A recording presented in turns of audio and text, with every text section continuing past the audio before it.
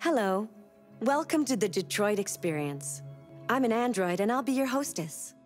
Before we begin, let's make some adjustments to optimize your experience.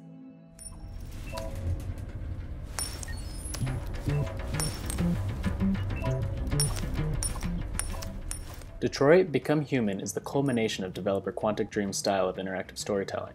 Written and directed by David Cage, Detroit feels like a natural successor to the team's most praised effort, Heavy Rain. It follows multiple seemingly unrelated narrative threads that cleverly intertwine as the story unfolds. It's filled with quick-time events that rely on active player input and features fully realized characters with intriguing backstories and even more interesting motives. Detroit simply does all of this better.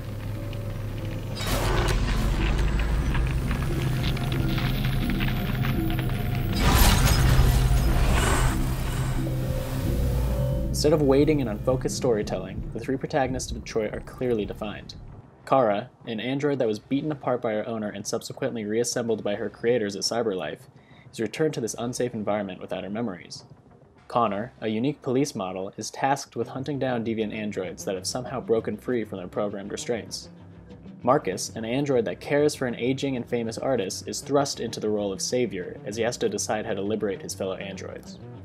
Each of these stories feels unique, both thematically and in gameplay mechanics. Kara's plot centers around love and family, with most of the player's decisions revolving around protecting and maintaining a relationship with the young girl Alice placed in her charge.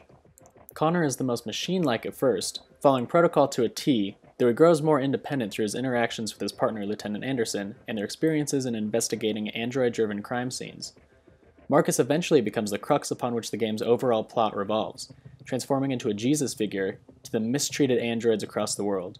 The paths of these three characters intersect in clever ways. Connor's investigations directly impact Kara and Marcus, and the player often has to decide whether or not his actions hamper or assist the others. Marcus's liberation of androids slowly boils into a worldwide event that either sees the player take the path of violent usurper or peaceful protester. Kara and Alice's attempts at fleeing the country are constantly sidelined by these activities, with public opinion of the android's cause shifting depending on the player's actions with all three characters. At the end of each chapter, the game takes a moment to show the player the flowchart of the actions they took throughout the chapter alongside all of the points in which they could have made separate decisions, showing that there are completely different ways that things could have turned out. It's a brilliant move on Quantic Dream's part, as it actively reveals just how much the game's story branches and makes the player's actions seem that much more unique to them. My instructions stipulate that I have to accompany you. You know where you can stick your instructions? No. Where? Never mind. Player input is similar to past Quantic Dream games, where controls attempt to mimic the on-screen action as closely as possible. The right and left triggers often simulate grabbing actions, the right stick is rotated in quarter intervals to turn things over, the DualShock 4's touchpad is used to flip pages in digital magazines, and motion gestures are often used for more intense actions. Ultimately, this way of interaction with the world is more polished than in Heavy Rain or Beyond Two Souls, but it's still clunky far too often. Luckily, during more imperative QuickTime sections, one or two missed button prompts won't spell doom for the character, though these mistakes can always be felt, and if enough are made, the player will absolutely regret the results. There are experienced and casual difficulty settings that help balance Quantic Dream's desire to make their stories available to everyone, but also give players the choice to be challenged all the while. The gameplay itself is more varied than past Quantic Dream outings. The QuickTime events and contextual button prompts are as prevalent as ever, but there's much more to do to keep proceedings interesting. Connor frequently reconstructs crime scenes by finding points of evidence within the scene to piece together the events, and he interrogates both humans and androids, with some instances requiring him to actively control the subject's stress levels. Marcus pre-constructs routes that he can take, determining the likelihood of success with each possible action. Kara's gameplay involves more stealth and revolves around protecting Alice, whether it be by convincing threats to keep away or by directly intervening in events.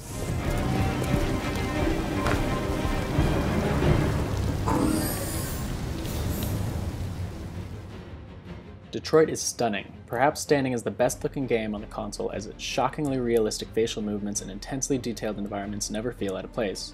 The colors are lush, especially when HDR is enabled, and character animations look as natural as possible. Even the minor idiosyncrasies of the androids are clearly identifiable in comparison to their nearly identical human counterparts. The game generally runs at a stable 30 frames per second, both on the standard PlayStation 4 and the PlayStation 4 Pro. though there were a couple of moments in which this consistency faltered. No glitching or even texture pop-ins appeared in our playthroughs, and it's clear this game was given an extreme level of polish that puts it above the competition.